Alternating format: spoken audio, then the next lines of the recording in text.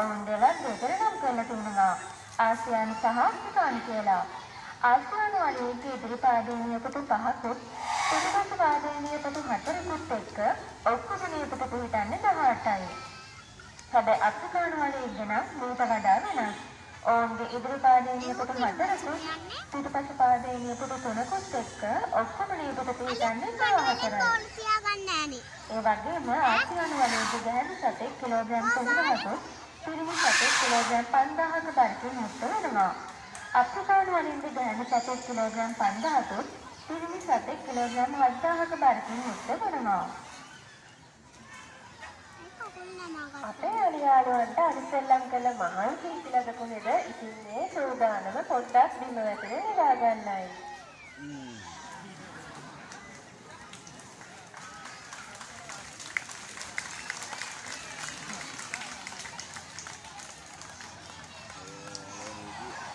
ශීරපාලි සතුන් අතරින් කෙටිම කාලයක් නිදාගනු ලබන්නේ මොවුන්. පැය 2ක් 3ක් වගේ ඉතා පොඩි කාලයක්. අලියෙක් රෝගී වෙන අවස්ථාවක නම් මේ විදියට බිම වැටෙන නිදාගන්නේ නැහැ. ඔවුන් ගහකට වාඩි වෙලා තමයි නිදාගන්නේ. ඒ මොකද මේ විශාල ශරීරය සම පර්වතයන් නැගිට ගන්න අපහසු වෙන නිසා. මොකක්ද කරන්නේ? අයියේ නැගිටින්නේ නැත්තේ? ඔන්න නැගිට්ටා. අනිත් උ නැගිටින්නේ නෑනේ.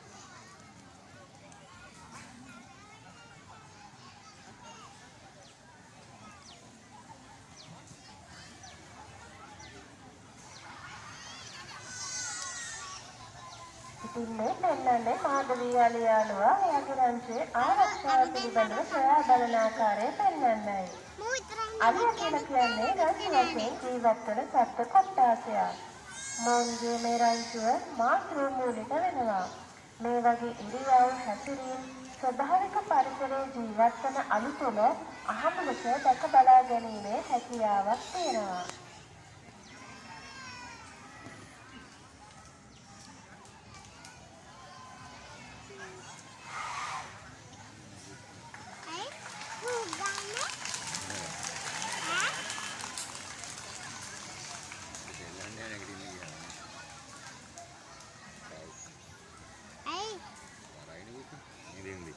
Kali ni balik kalian gitu. Aku jauh nih. Honda लेंगे हो. අපි දැන් ඔයාලට පොඩි ගණන් පාඩමක් කියලා දෙන්නයි යන්නේ. අපි බලමු කොහොමද අලියෙකුගේ උරහිස වට්ටමට උසමන්නේ කියලා. මෙන්න මෙහෙම අපි කරන්නේ. මුලින්ම අලියෙකුගේ ඉදිරි පාදයේ වට ප්‍රමාණය දැනගන්න. ඊට පස්සේ එන අගය දෙකෙන් වැඩි කරන්න. එතකොට උත්තරය තමයි ඒ අලියාගේ උරහිස මට්ටමට උස වෙන්නේ. අයියේ එහෙම ඔයාලා කරන්නේ සැලෙන් අවධානය යද්දී අලියෙකුගේ ඉදිරි පාද ලකුණක් දැක්කොත් මෙන්න මේ ක්‍රමය මගින් ඔයාලට පුළුවන් ඒ අලියාගේ ගණනය කරන්න. ඒ වගේම මේ වෙනම ක්‍රමය ශ්‍රී ලංකාවේ ජන සමාජයේ විසින් අනුගමනය කරන සම්මත වෙනම ක්‍රමයක්ද වෙනවා.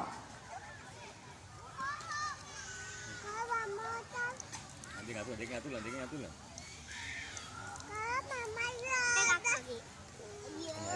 අපේ ලංකාවට නම් අලිය කියලා කියන්නේ අරුම පොදම සතෙක් නෙමෙයි.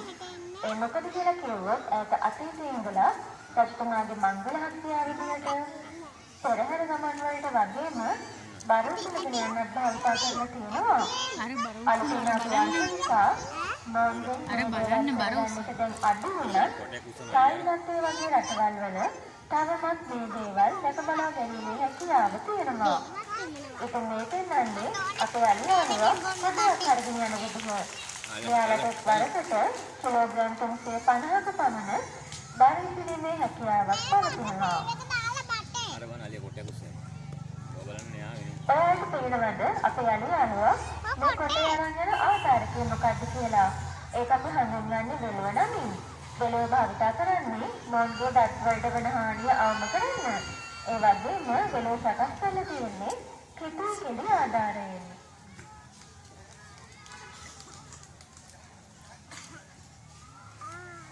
Tadi baca ni yang di. Yakat. අයියේ ඒ මාමා කියන්නේ නැතුවත් ඌති කරනවානේ අයියේ. තේරෙන්නේ හැමදාම කරලා දෙන්නේ. ආයි වාඩි වෙනවානේ ඇර වෙනවා. ගෝලයක් දෙන්න. මුතුන්ට බයනක් දන්නේ නැහැ අලිය ගාවලා ඉන්නේ. මොනවාඩේ මේ තප්පරේ මිස්මොත් ඉවරනේ. ඈ? ඉතින් අපි යන උඩ මොන අපේ රස්තියක් තියෙනවද? පුංචි දූලා පුතාලා විවිධ ක්‍රීඩා කරලා තියෙනවා නේද? ඉතින් මේ තේරෙන්නේ අපේ යාළුවා නෙට්බෝල් සෙල්ලම් කරන්නේ විදිය. අපි බලමු එයා කොහොමද නෙට්බෝල් සෙල්ලම් කරන්නේ කියලා. අනිවා ගෝල දානවා කොහොමද? ආයතන ඕ.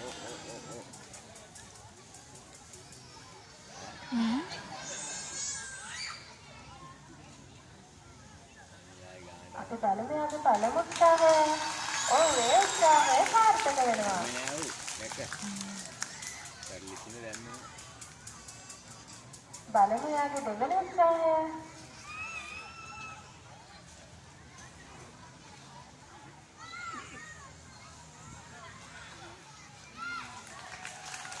ඒ උත්සාහය සාර්ථකයි.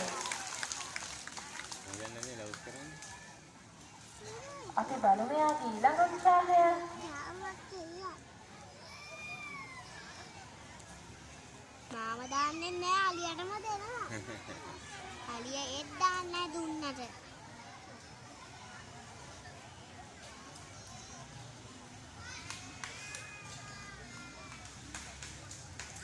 ඔබගේ උණුසුම්වත් පුළුවන් ආදීන් දිරිමත් කරමු.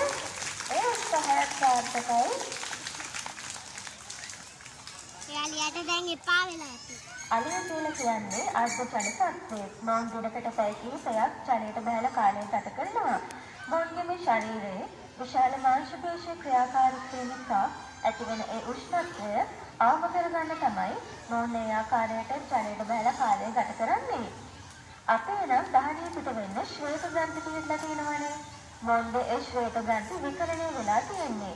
අන්න ඒක නිසා තමයි මොවුන් විතරම කන්සලවන්නේ. කන්සලවන විට මොවුන්ගේ ශරීර දාහය අඩු කර ගැනීමේ හැකියාව තියෙනවා. අපිට ආහාර ගන්නවනේ. ඉතින් මේ පෙන්නන්නේ අපේ යාළුවෝ කොහොමද ආහාර ගන්න කියලා. ජාතික සත්වෝද්‍යාන දෙපාර්තමේන්තුවෙන් දිනකට අලියෙකුට කිලෝග්‍රෑම් 250ක පමණ ආහාර වේලක් ලබා දෙනවා. ඒ ආහාර වේලට පොල්ලතු, කිපොල්ලතු, කොස්කොළ, එළවලු, පළතුරු වගේම ධාන්‍ය වර්ගත් අන්තර්ගත වෙනවා. අලියෙකුගේ ශරීරයේ තියෙන විශේෂතම අංගයක් ලෙස මේ හොඬවැල හඳුන්වන්න පුළුවන්. අලු පැටවා මව්කුස තුළ සිටින කලන අවස්ථාවේදී උඩුකල සෑදීමට හේතු වන සෛල හා නාසය සෑදීමට හේතු වන සෛල එකට එක්වීමක් මගින් තමයි මේ හොඬවැල නිර්මාණය වෙලා තියෙන්නේ. ශ්‍රී ලංකාවේ උද්‍යානතර සම්ප්‍රදායේ වර්ණම් 18ක් තියෙනවා. ඒ වර්ණම් 18 එකක් තමයි ගචිකා වර්ණම කියලා කියන්නේ. ගචිකා වර්ණමට පාදක වෙලා තියෙන්නේ අලියට ගමන් වෙලා තියෙන්නේ.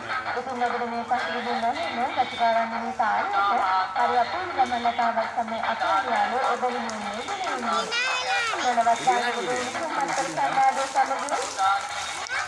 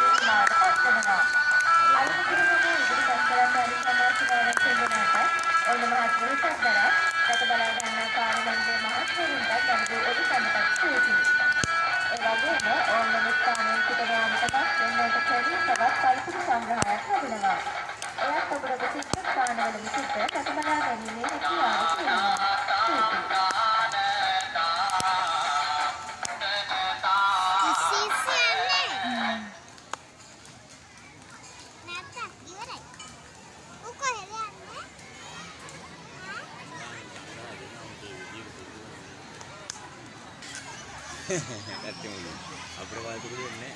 එච්චර දේවල්